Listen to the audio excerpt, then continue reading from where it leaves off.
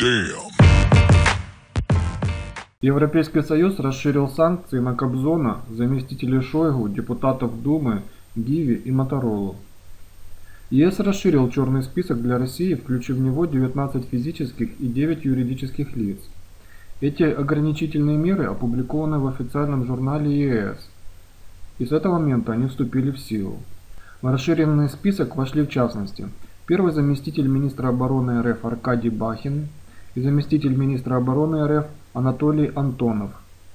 Евросоюз убежден, что оба они причастны к доставке в Украину российских военных.